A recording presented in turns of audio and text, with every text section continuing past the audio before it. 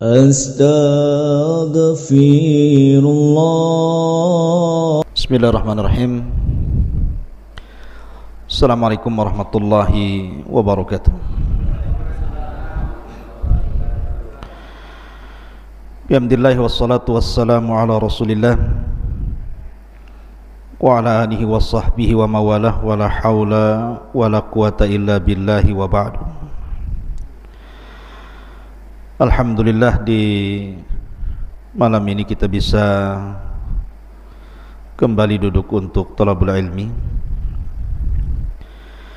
Dan pembahasan di malam hari ini kita akan mengangkat tema tentang kisah malaikat Jibril alaihi salam. Khotfidin muliakan Allah subhanahu wa ta'ala,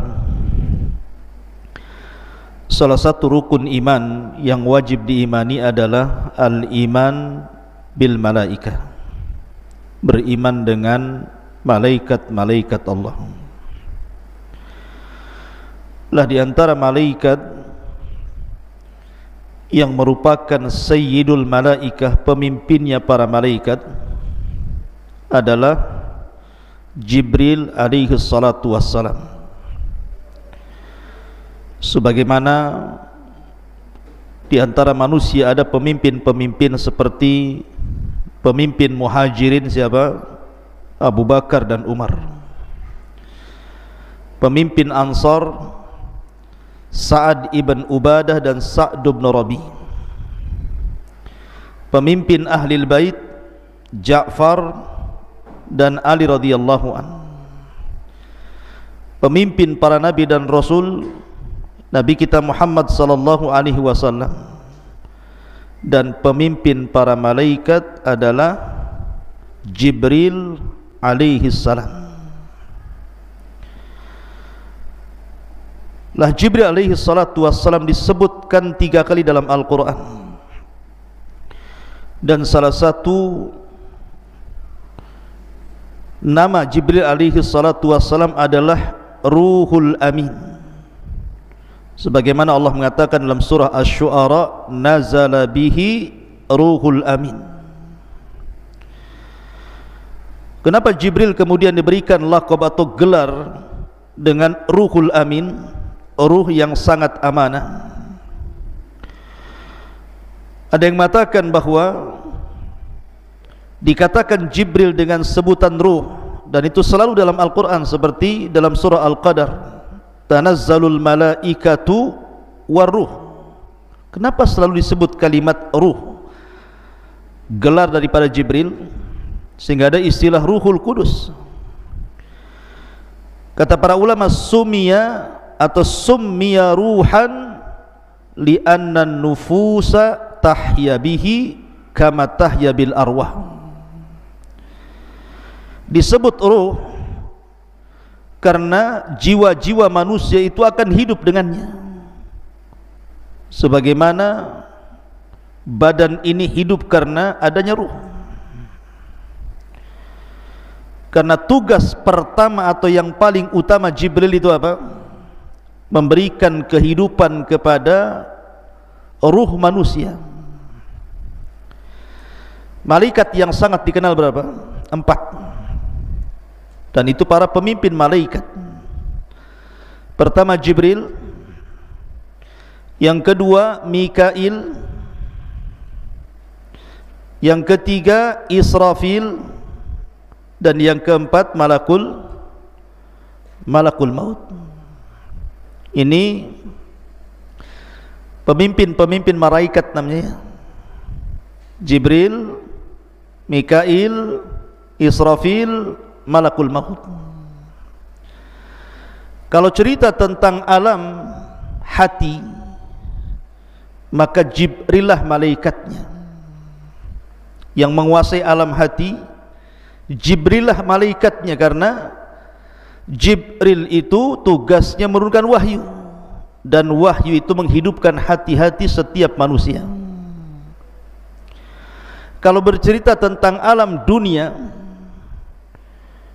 maka bercerita tentang Israfil, Karena Israfil lah yang menurunkan hujan sehingga hidup seluruh alam dunia ini. Karena waja'alnal ma' likulli syai'in hayyin, kami jadikan air itu segala sesuatu jadi hidup. Karena air itulah akhirnya hidup semuanya. Kita hidup, binatang hidup, tumbuh-tumbuhan hidup. Artinya kalau kita cerita tentang kehidupan dunia, maka cerita tentang Mikail. Tapi kalau cerita tentang alam ruh, berarti kita cerita tentang siapa alam ruh? Israfil, yang mencabut semua arwah ketika tiupan trompet atau sangkakala pertama. Semua ruh keluar dari jasadnya. Dan kalau cerita tentang alam kematian, maka di sana ada malakul maut. Jadi masing-masing ada bidangnya, ada alamnya masing-masing. Lah malaikat Jibril ini disebutkan dalam sebuah hadis Nabi SAW yang ma'ruf, antum mungkin sudah menghafal. Hadis daripada Umar ibn Khattab radhiyallahu an. Hadis Umar ibn Khattab radhiyallahu an, di mana Nabi SAW ketika itu sedang mengajar para sahabat Rasul. Tiba-tiba Umar mengatakan, bainama nahnu julusun inda Rasulillah sallallahu alaihi wasallam dzata yaumin ittala'a alaina rajulun syadidu bayadi thiyab syadidu syawadi sya'ri la yura alaihi atharus safar wa la ya'rifuhu minna ahad hatta jalasa ila Nabi sallallahu alaihi wasallam fa asnadu rukbatayhi ila rukbatayhi wa wada'a kaffaihi ala fakhidaihi. Jadi Umar bercerita, ketika kami duduk-duduk bersama Rasulullah, tiba-tiba muncul seorang laki-laki, sifatnya syadidu bayadi thiyab, pakaiannya itu putih bersih. Kemudian yang kedua, syadidu sawadi sya'ri, rambutnya begitu hitam. Anehnya, la yura alaihi atharus safar, tidak ada bekas perjalanan sama sekali. Wala ya'rifuhu minna ahad, dan tidak ada satupun kami mengenali orang itu. Karena begini ikhwan, kebiasaan para sahabat Nabi, kalau ada orang asing biasanya dikenalkan oleh orang. Yang kenal dia mengatakan si fulan, namanya si fulan dari Bani Fulan.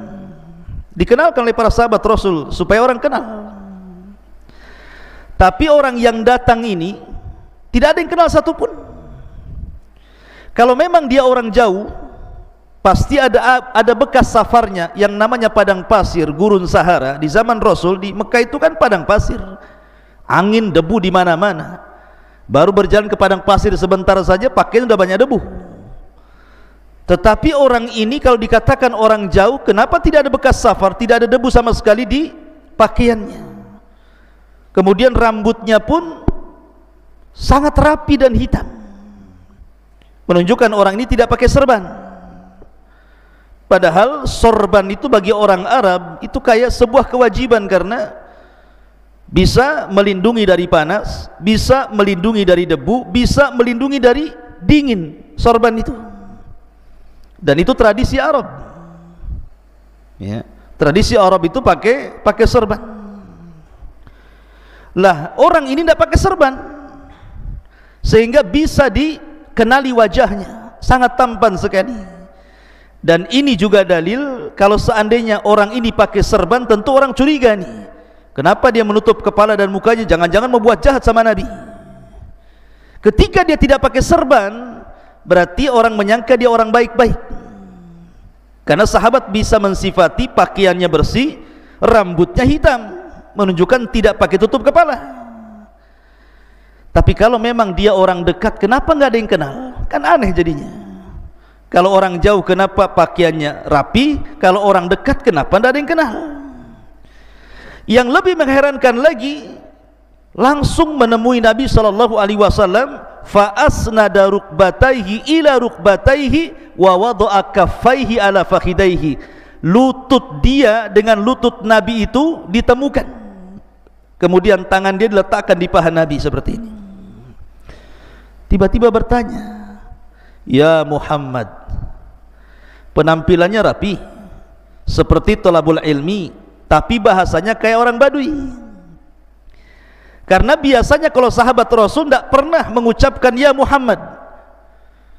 Yang suka mengucapkan ya Muhammad itu orang Badui. Kalau sahabat Rasul ya Rasulullah, ya Nabi Allah, itu sahabat Rasul, beradab mereka kepada Rasulullah. Tapi orang Badui itu teriak-teriak ya Muhammad. Lah bahasa orang ini menggunakan bahasa orang Badui. Ya Muhammad, akhbirni anil Islam, ceritakan tentang Islam. Kata para ulama, karena sahabat Nabi SAW itu paling suka kalau ada orang Badui menemui Rasul, pasti banyak tanya, dan pertanyaannya aneh-aneh, sehingga kemudian ketika Nabi SAW menjawab pertanyaan orang-orang Badui itu menjadi pengetahuan tersendiri bagi para sahabat Rasul.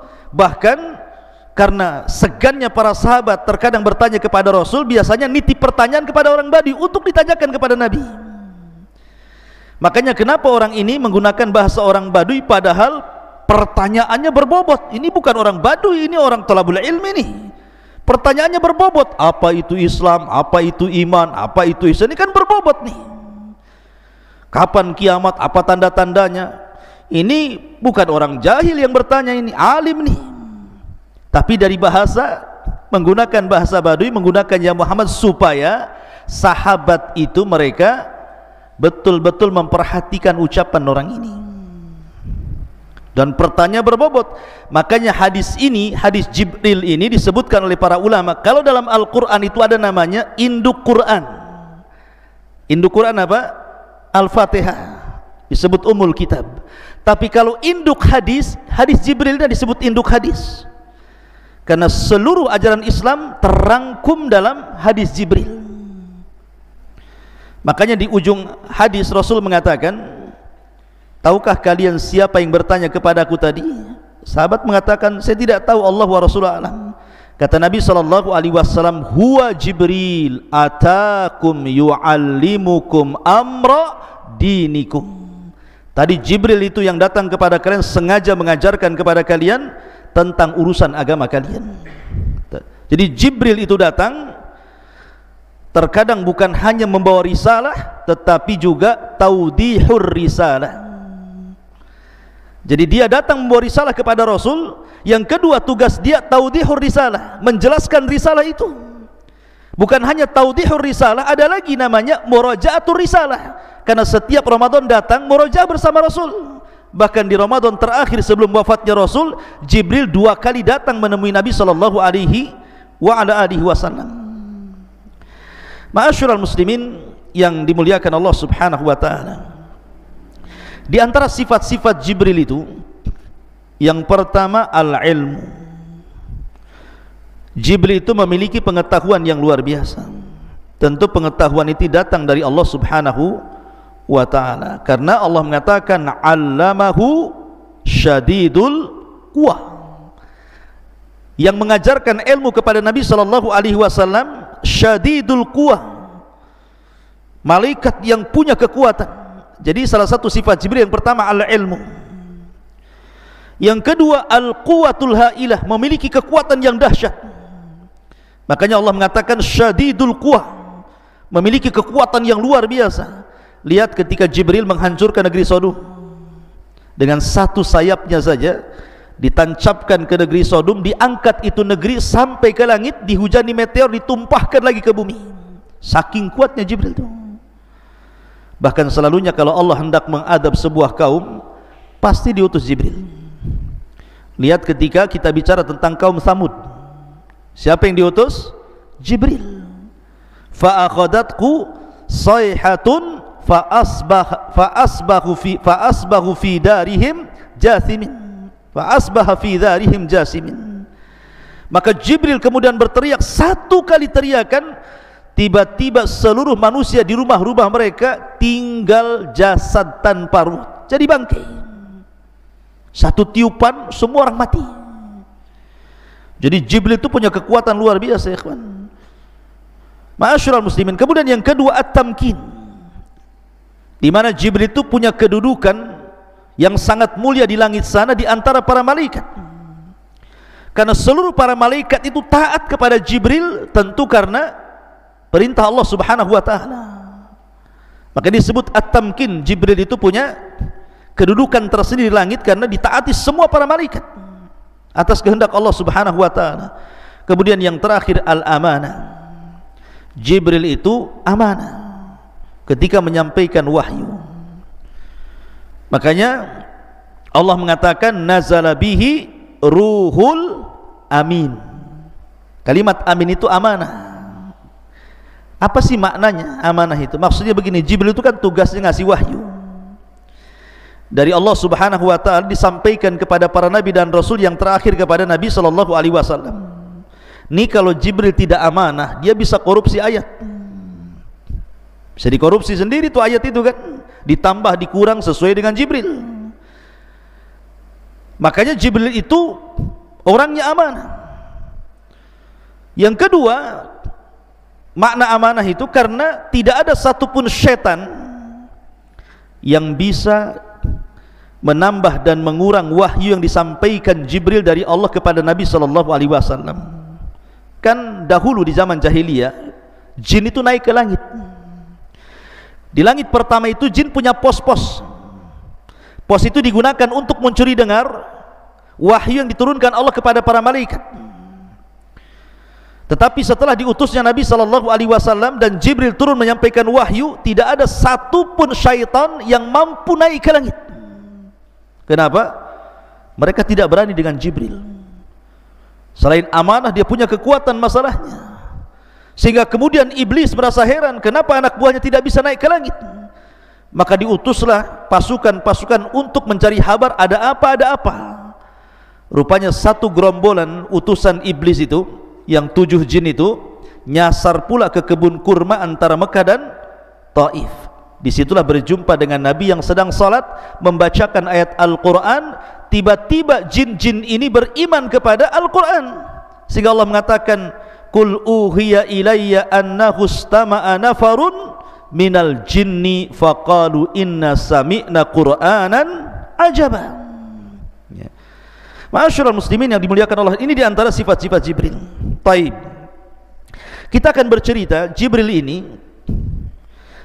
memiliki kaitan dengan kita.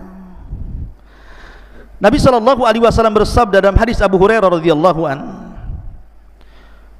bahwa innallaha idza ahabba 'abdan da'a Jibril. Jadi kalau Allah mencintai hambanya, pasti yang pertama dipanggil itu malaikat Jibril. Maka Allah berfirman kepada Jibril, ya Jibril, inni uhibbu fulanan fa ahibbah. Hai Jibril, aku suka dengan orang ini, maka kau harus mencintai dia. Maka yang pertama kali mencintai orang yang dicintai Allah adalah Jibril. Dan umat Nabi sallallahu alaihi wasallam adalah umat yang sangat dicintai Allah, karena Allah berfirman kuntum khaira ummatin ukhrijat linnasi. Kalian itu sebaik-baik manusia yang dikeluarkan Allah kepada manusia. Artinya Allah suka dengan umat Rasul. Ketika Allah suka dengan seorang hamba, maka yang pertama kali suka setelah Allah adalah Jibril. Makanya Allah mengatakan di sini, inni uhibbu fulanan fa ahibbahu. Aku mencintai fulan, wahai Jibril, cintai dia. Maka Jibril pun kemudian mencintai orang yang dicintai Allah Subhanahu wa taala. Dari sini memiliki faedah bahwa Jibril itu ada alaqah, ada hubung kait dengan umat Nabi sallallahu alaihi wasallam. Ini yang kita akan sedikit bahas.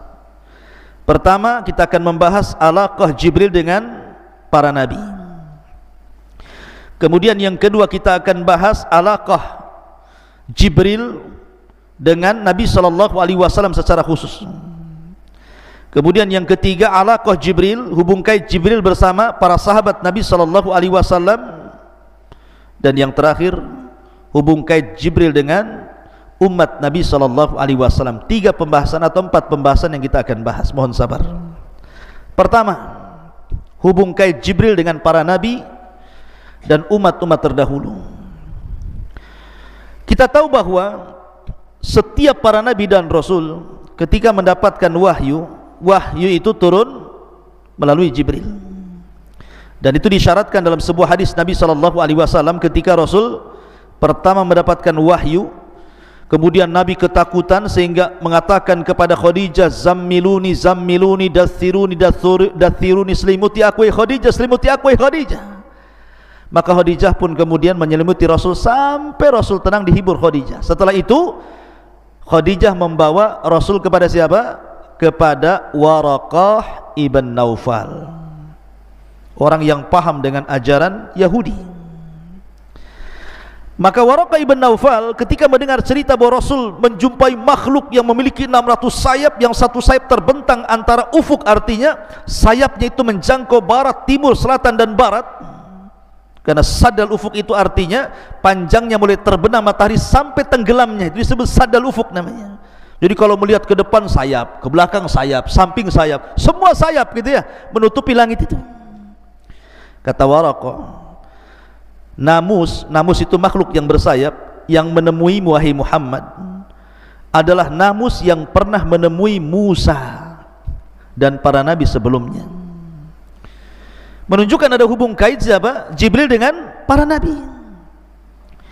Kemudian ketika Allah Subhanahu wa taala hendak memberikan kabar gembira kepada Ibrahim alaihi salatu wasallam akan kelahiran Ishak, disebutkan dalam surah Hud, walaqad ja'at rusuluna Ibrahim bil busyra, sungguh telah datang utusan-utusan kami kepada Ibrahim membawa kabar berita yang baik.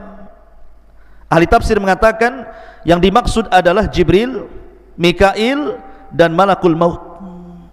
Tiga malaikat ini datang menemui Ibrahim dalam bentuk manusia, datang kepada Ibrahim memberikan kabar gembira. Qalu, mereka mengatakan salaman. Qala salamun, mereka mengatakan keselamatan, mengucapkan salam, maka dibalas Ibrahim juga keselamatan. Fama labitha anja'a bi'ijlin hanid, karena Ibrahim itu adalah orang yang pertama kali menjamu tamu. Ibrahim itu punya peternakan unta khusus untuk tamu.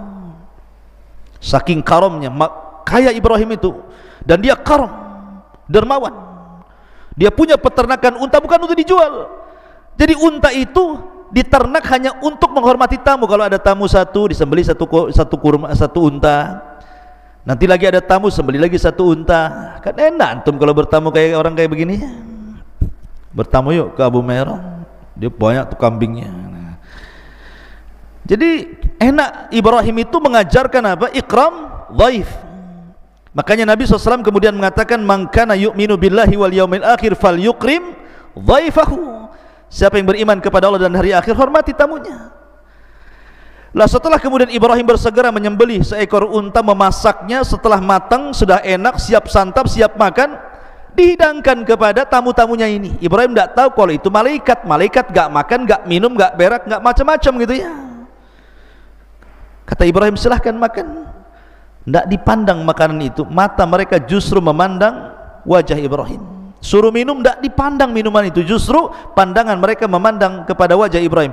Ibrahim sudah tua, ketakutan, ini jangan-jangan orang jahat nih, suruh makan malah ditatap pula saya, katanya ya.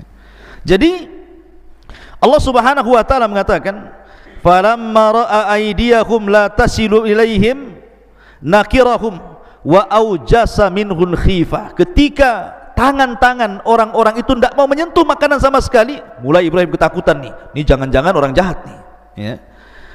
Kemudian mereka pun mengatakan, la takhaf, jangan takut wahai Ibrahim, inna arsalna ila qaumi lutin, kami diutus oleh Allah untuk menghancurkan kaum Lut. Kemudian wa mra'atuhu qa'imatan fadhahikat fabasyarnaha bi Ishaq wa min wara'i Ishaq Yaqub, dan juga menghabar gembirakan kepada Ibrahim akan kelahiran Ishak dan juga anak Ishak Yaqub. Tiba-tiba perempuan Ibrahim, istrinya Ibrahim, Sarah ini bangkit kemudian tertawa senang. Udah lama tidak punya anak, tiba-tiba datang utusan Allah menghabarkan kelahiran Ishak dan juga cucunya Yaqub. Ma'asyiral muslimin, dari sini ada hubung kait antara Ibrahim dengan para nabi. Kemudian juga kisah ketika Maryam keluar buang hajat, fatakhadat min dunihim hijaban, maka Maryam pun berusaha menjauhi manusia karena ingin melakukan buang hajat. Kemudian fa arsalna ilaiha ruhana, Allah mengutus kepada Maryam itu ruh kami, maksudnya Jibril, fatamassala laha basharan sawiya, maka Jibril pun membentuk laki-laki yang sangat tampan, kemudian menghadang Maryam. Maryam ini wanita yang menjaga kehormatan, tidak mungkin tergoda oleh laki-laki siapapun, apalagi yang bukan mahramnya. Lain dengan wanita hari ini, baru kenal di Facebook saja sudah janjian gitu ya. Hei sayang gitu. Baru gitu saja udah kelepek-kelepek. Ya. Kenapa? Karena wanita-wanita sekarang ini pemain sinetron semuanya. Wanita-wanita jalanan, wanita-wanita enggak jelas.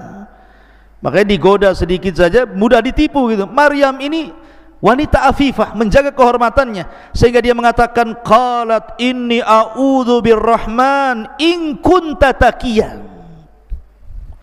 aku berlindung kepada Ar-Rahman, Allah Azza wa Jalla, darimu jika engkau orang bertakwa. Menunjukkan bahwa Jibril yang datang kepada Maryam dalam bentuk yang sangat baik dan tampan, tidak kelihatan orang jahat. Sebab kalau Jibril itu datang kepada Maryam dalam bentuk orang jelek, orang jahat, pasti Maryam tidak akan mengatakan in kunta taqiya. Pasti Maryam mengatakan a'udzubillahirrahman minka in kunta syaitan, kan itu. Pasti dibilang setan, kan itu. Ketika taqiya itu menunjukkan bahwa malaikat Jibril dalam bentuk yang sangat tampan, indah dan sopan. Maka barulah kemudian orang tampan jelmaan Jibril baru ngaku dan mengatakan qala innama ana rasulu rabbik li ahabalaki ghulaman zakiya. Jangan takut wahai Maryam, aku Jibril diutus oleh Allah untuk menghabarkan bahwa engkau akan mendapatkan anak yang sangat suci, Isa bin Maryam. Di sini juga ada hubung kait Jibril dengan Maryam, Jibril dengan Ibrahim, Jibril dengan Lut tadi ya, dan begitu seterusnya. Ini yang pertama, bahwa Jibril ada hubung kait dengan para nabi dan juga orang-orang saleh di zaman sebelum Nabi SAW. Kemudian yang kedua, hubung kait Jibril dengan Nabi SAW. Ma'asyiral muslimin yang dimuliakan Allah Azza wa Jalla, Jibril itu senantiasa membimbing Rasul. Terkadang Nabi SAW ditanya tentang sesuatu tidak bisa jawab, maka dia menanti-nanti Jibril tentang jawabannya. Seperti umpamanya orang-orang musyrik datang ke Madinah menemui ahli kitab, kemudian mengatakan di Mekah itu ada orang ngaku nabi loh, bagaimana cara menghadapinya? Kata orang-orang Yahudi Madinah, sini saya kasih soalan kamu, tanya kepada orang yang ngaku nabi di Mekah itu. Kalau dia sanggup menjawab, memang dia nabi. Kalau dia tidak sanggup menjawab, dustakan kenabiannya. Kata orang-orang musyrik, apa pertanyaannya? Satu, tanyakan tentang seorang laki-laki yang keliling dunia selama 500 tahun berdakwah kepada tauhid, bagaimana kabarnya? Yang kedua, tentang anak-anak muda yang terjerembab dalam gua yang sangat menakjubkan kisahnya, bagaimana ceritanya? Kemudian yang ketiga, tanya tentang ruh, apa itu ruh? Oh, orang-orang musyrik senang. Oh, ini bisa jadi bahan olok-olokan kepada Rasul, karena yakin tak mungkin dia dapat jawaban, dan mereka sudah dapat kunci jawabannya. Sesampainya di Mekah, orang-orang Quraisy mengatakan, ya Muhammad, saya ingin bertanya kepadamu 3 soalan. Kalau kau bisa menjawab, kau seorang nabi, kami beriman. Kalau kau tidak bisa menjawab, kau ini nabi KW ya, nabi enggak jelas, kami dustakan kenabianmu. Kata Nabi SAW, baik saya akan jawab, baik saya akan jawab godan besok. Rasul lupa mengucapkan insya Allah. Dengan sebab lupa mengucapkan insya Allah, lewat hari pertama Jibril tak turun, lewat hari kedua Jibril tak turun, 1 minggu Jibril pun tak turun, 2 minggu Jibril tak turun, 3 minggu tak turun juga, hampir 1 bulan Nabi sudah sesak dadanya. Sebab kalau tidak ada jawaban, pasti mereka akan mendustakan dia. Dan itu menunjukkan bahwa Rasul tidak pandai-pandai menjawab. Memang dia tidak punya pengetahuan tentang soalan itu. Dia tetap menunggu Jibril turun. Akhirnya Jibril turun setelah 1 bulan, kemudian menurunkan surah Al-Kahfi, menjelaskan tentang adapun soalan yang pertama, dialah Raja Dzulqarnain. Dijelaskan dalam surah Al-Kahfi sejarah Dzulqarnain. Adapun tentang anak-anak muda yang terjerembab dalam gua, itulah Ashabul Kahfi. Adapun ruh, katakan ya Muhammad, yas'alunaka anil ruh qulir ruhu min amri rabbi. Jadi Jibril datang kepada Rasul dalam rangka apa? Membimbing Rasulullah. Makanya kenapa ketika Nabi SAW masih kecil, disusui siapa? Halimah Sa'diyah di Bani Sa'diyah, kan gitu ya. Lah Nabi ini masih kecil, tiba-tiba Jibril datang dengan 2 malaikat. Ditangkapnya Rasul kecil ini, tiba-tiba dibelah dadanya, kemudian diambil jantungnya, kemudian dicuci dari air zam-zam di bejana emas, kemudian dimasukkan lagi, kemudian dijahit lagi, ada bekas jahitannya. Dan itu operasi pertama dalam sepanjang sejarah manusia. Maka anaknya Halimah Sa'diyah ketakutan, lari dia melaporkan kepada ibunya. Maka ibunya langsung mencari Nabi SAW. Ketika dia dapati masih hidup dan masih ada bekas jahitannya, maka karena ketakutan itulah akhirnya Rasul kecil dikembalikan oleh Halimah Sa'diyah kepada ibundanya Aminah. Lihat, sejak kecil saja Jibril sudah membuang kotoran-kotoran hati dari dada Nabi SAW. Dan pembelahan dada itu 2 kali, ketika di Halimah Sa'diyah dan ketika peristiwa Isra dan Mi'raj, dibelah lagi oleh malaikat. Ma'asyiral muslimin yang dimuliakan Allah Azza wa Jalla. Lah Nabi SAW ini biasa kalau berjumpa dengan Jibril itu, Jibril pasti akan membentuk dirinya dengan bentuk yang sangat tampan, tidak pernah membentuk dengan orang yang sangat menakutkan. Makanya biasa yang dipilih Jibril ketika berjumpa dengan Rasul, pasti dia akan tasyakul, beralih rupa seperti sahabat namanya Dihyatul Kalbi. Jadi ada seorang sahabat namanya Dihyatul Kalbi, orangnya tampan sekali, sangat tampan. Jadi Jibril kalau menemui Rasul pasti menyerupai Dihya. Sampai suatu hari Nabi sedang berbincang-bincang dengan Dihya, kemudian Aisyah radhiyallahu anha melihat dari kejauhan.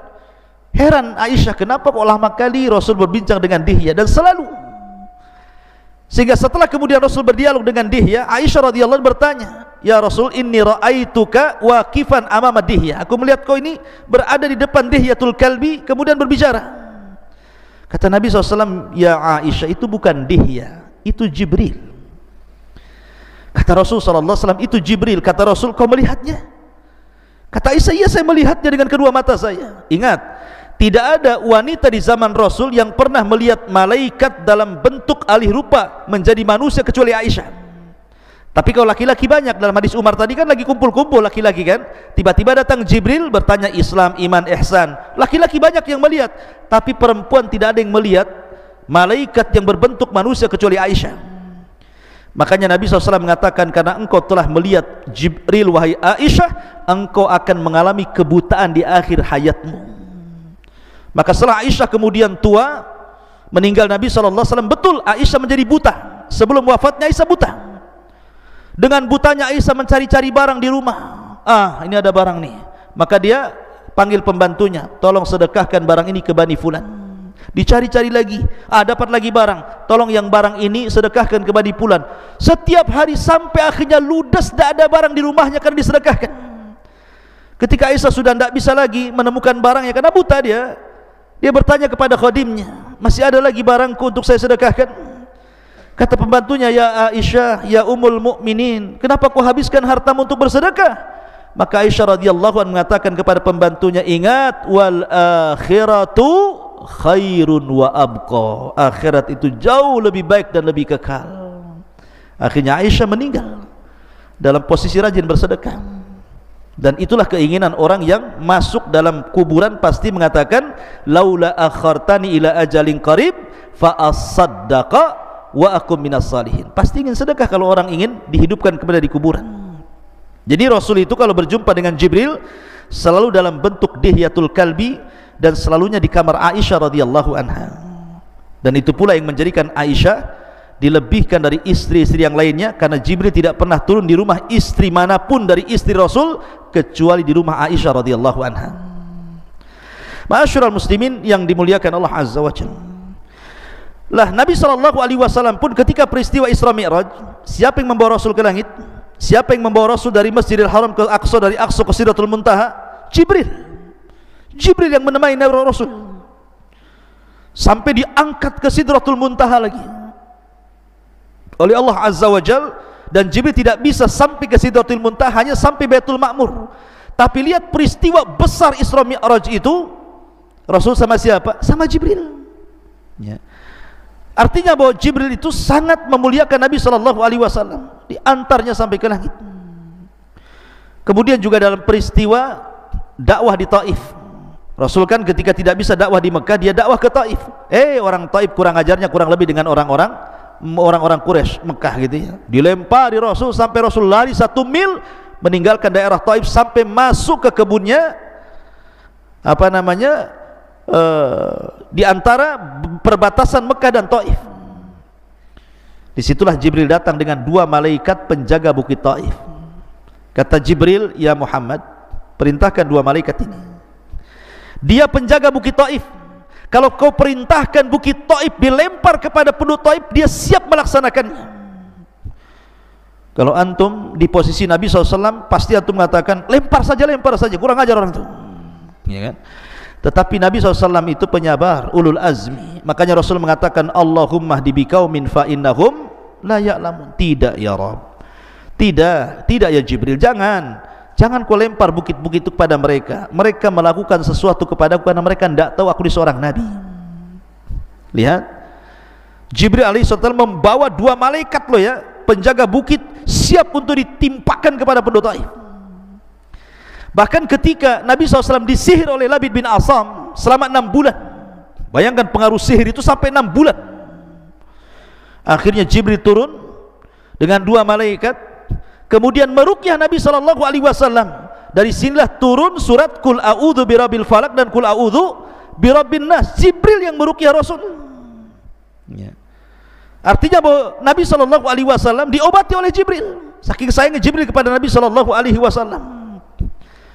Bahkan Jibril juga senantiasa menolong Nabi SAW dalam kondisi Nabi SAW butuh pertolongan dalam perang Badar. Rasul dan pasukannya tidak pernah perang, nggak punya pengalaman perang, bahkan nggak pernah berperang, bahkan pasukannya juga sedikit, sementara pasukan musuh banyak, 314 melawan 1000 dengan peralatan yang tidak lengkap. Tentu manusiawi Nabi SAW takut kalah. Tapi malam itu Nabi beristighatsah kepada Allah. Akhirnya kemudian Allah kabulkan istighatsahnya Rasul. Dikirimnya pertama kali oleh Allah 1000 malaikat dipimpin Jibril, sampai Rasul mengatakan, absyir ya Abu Bakrin, absyir ya Abu Bakar, berbahagialah wahai Abu Bakar, kita akan menang katanya. Keesokan harinya terjadi perang Badar. Bukan 1000 lagi yang turun, khamsati alafin minal malaikati munzilin, 5000 malaikat turun dipimpin Jibril. Dan Jibril menunggang kuda namanya Haizum. Kudanya Jibril itu namanya Haizum. Makanya Jibril mengatakan kaidum Haizum, kaidum Haizum, sambil menunggang kuda itu. Jadi kalau antum ditanya siapa nama kudanya Jibril, Haizum namanya. Makanya para sahabat mendengar Jibril mengucapkan kaidum Haizum, ayo lari wahai Haizum, Haizum, serang mereka. Subhanallah, sebagian orang-orang musyrik melihat tentara yang banyak berkuda putih, menggunakan pakaian putih, di tangannya terhunus pedang-pedang yang mengkilat-kilat. Bagaimana enggak takut tuh? Sahabat belum mencabut pedangnya, kepala mereka sudah melayang. Takut. Akhirnya perang Badar dimenangkan Rasul, berhasil orang-orang musyrik 70 mati konyol dan 70-nya tertawan. Bahkan Abu Sufyan yang ketika itu berhasil lari dari pertempuran, langsung dia ke Mekah berjumpa dengan Abu Lahab. Karena Abu Lahab ini kan pengecut, tidak mau perang. Dia bayar preman supaya preman itu yang berangkat perang. Abu Sufyan bercerita kepada Abu Lahab, ya Abu Lahab, dalam perang itu aku melihat orang yang berpakaian putih menggunakan kuda putih, di tangannya pedang, kami pun korat-karit gak jelas katanya. Di samping Abu Lahab ada budak yang beriman tetapi menyembunyikan keimanannya. Budaknya Fadl ibn Abbas, budaknya Fadl ibn Abbas. Tiba-tiba dia latah mengatakan, itulah malaikat yang menolong Nabi dan sahabatnya. Geram Abu Lahab, ditamparnya budak itu. Karena budak itu merasa disakiti Abu Lahab, melapor majikannya. Maka Ummu Fadl datang mencari Abu Lahab, diambilnya kayu, dipentungnya kepala Abu Lahab. Kenapa kau menampar budak saya, katanya. Tapi di sini Abu Sufyan bercerita bahwa dia melihat malaikat dalam perang Badar. Artinya bahwa Jibril memimpin para malaikat untuk menolong Rasul dalam kondisi terjepit. Saking ketakutannya Rasul, berdoanya juga beda dengan doa-doa yang lainnya, sampai dia mengatakan, Allahumma in tahlik hadhil isabah falan tu'bad abada. Ya Rabb, kalau kau hancurkan kelompok yang sedikit ini, enggak akan ada yang lebih yang menyembah kamu, ya Rabb. Ya, sampai khawatirnya Rasul. Makanya Allah turunkan Jibril. Ma'asyiral muslimin yang dimuliakan Allah Azza wa Jalla, ini diantara alaqah, hubung kait Jibril dengan Nabi SAW, dan banyak lagi hubung kait Nabi SAW dengan malaikat Jibril alaihi salatu wassalam. Kemudian yang ketiga, hubung kait Jibril dengan para sahabat. Ketika Nabi SAW berhadapan dengan orang-orang Quraisy, orang-orang Quraisy ini jago syair, dan orang dulu syair itu, para pujangga-pujangga itu, mereka akan debat dengan syair. Mungkin kalau orang Melayu ini berbalas pantun seperti itu, ya. Jadi, dan syair itu merupakan media di zaman itu, sama dengan YouTube, televisi, itu disebut syair di zaman itu. Dan hebat luar biasa syair-syairnya orang-orang Arab kafir itu. Maka Nabi SAW punya tukang syair namanya Hassan ibn Thabit. Itulah tukang syairnya Rasul, Hassan ibn Thabit. Apa kata Rasul? Ya Hassan, uhzum fa inna ma'aka Jibril. Ya Hassan, uhzum fa in la takhaf fa inna ma'aka Jibril. Serang dengan syairmu, hai Hassan, maka Jibril akan membantumu untuk mengalahkan syair mereka, katanya. Akhirnya Hassan tiba-tiba lancar syairnya karena ada Jibril di situ. Itu ada alaqah antara Jibril dengan para sahabat Nabi SAW. Termasuk juga ada alaqah, ada hubung kait antara Jibril dengan umat Nabi SAW sampai hari ini, bahkan sampai kiamat dibangkitkan. Walaupun Jibril bertugas menurunkan wahyu, bukan berarti dengan wafatnya Rasul Jibril tidak pernah turun ke bumi, tidak. Bahkan setiap tahun Jibril turun ke bumi. Kapan? Inna anzalnahu fi lailatul qad wa ma adraka ma lailatul qad, lailatul qadri khairu min alfi syahrin tanazzalul malaikatu waruh.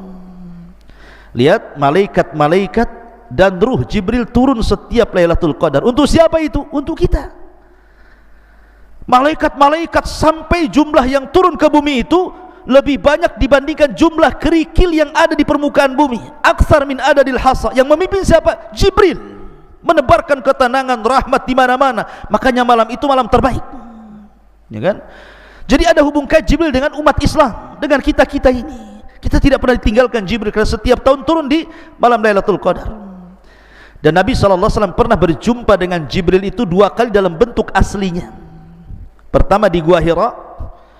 Makanya kemudian Nabi SAW ketakutan gitu kan, melihat Jibril. Gak pernah sebelumnya melihat ada makhluk bersayap 600 besarnya itu, sadal ufuk gitu kan. Oh, menggigil, kayak antum masuk ke hutan Jabal Uhud ketemu dinosaurus, apa gak menggigil antum pulang tuh, gitu ya. Kenapa antum? Enggak tahu kan gitu. Ketemu genderuwo katanya. Lah, jadi Nabi tidak pernah ketemu makhluk sebesar itu. Tiba-tiba ketemu Jibril, ada 600 sayap, satu sayap terbentang gitu kan, bercahaya. Rasul ketakutan lah kan begitu. Makanya dia demam sampai lari ke rumah Khadijah. Sesampainya di rumah Khadijah dia mengatakan, dathiruni ya Khadijah, selimuti aku demam. Oh gitu ya.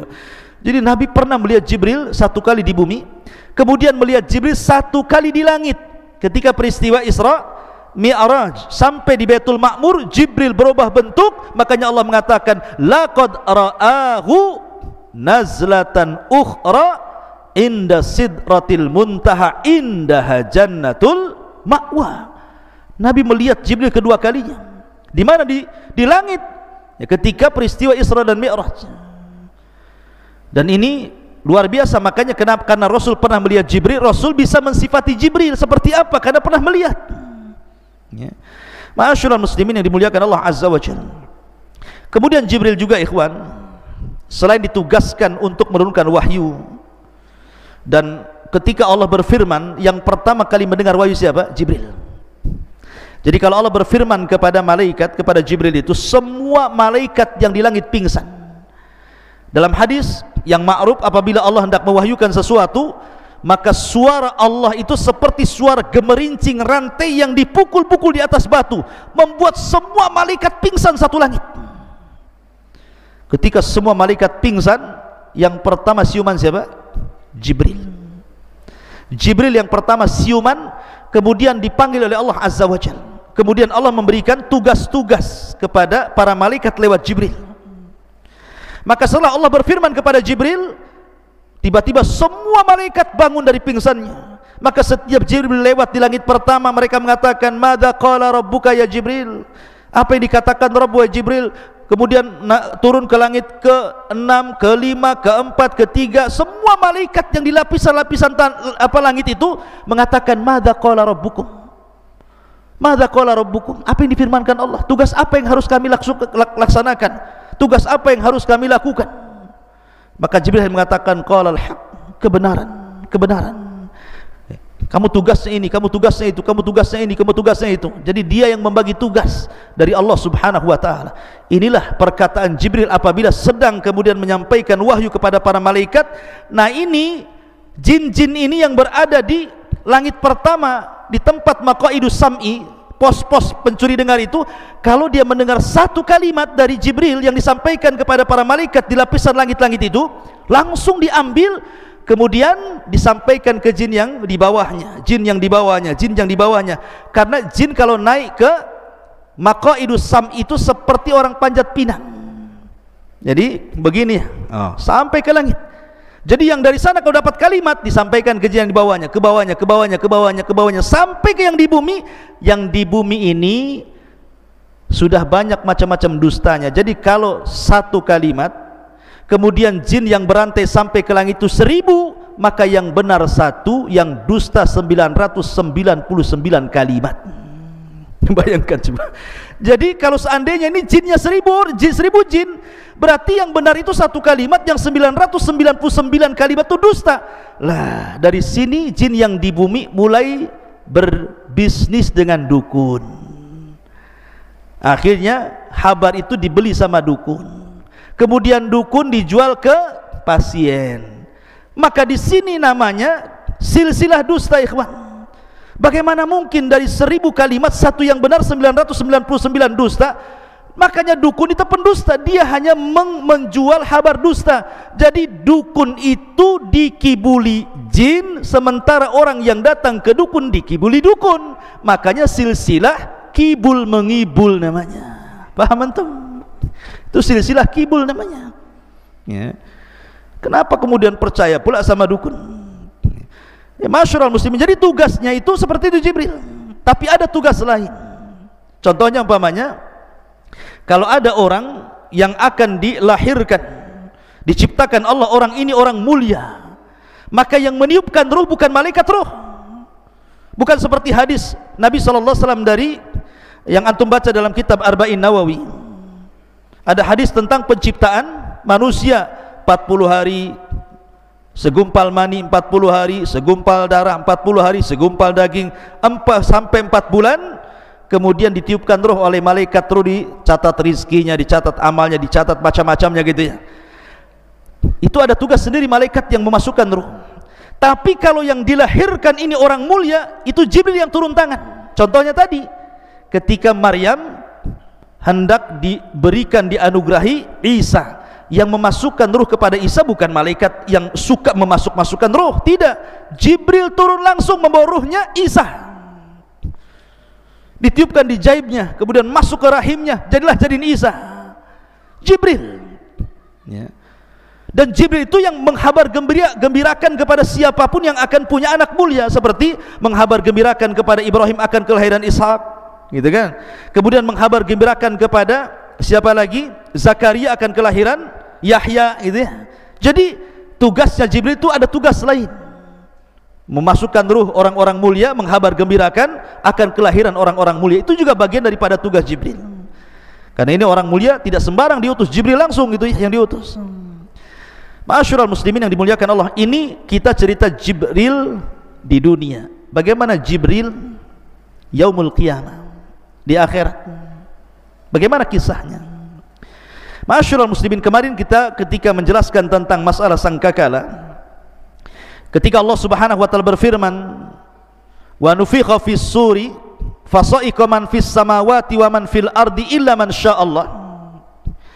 Ketika tiupan Israfil itu ditiupkan, maka semua makhluk yang di langit dan di bumi semua mati, kecuali yang dikecualikan Allah. Jibril, Mikail, Israfil, malakul maut tidak mati karena tiupan Israfil. Sehingga malaikat maut dipanggil oleh Allah, man baki, siapa lagi yang tersisa wahai malakul maut? Kata malaikat maut, Jibril, Mikail dan Israfil.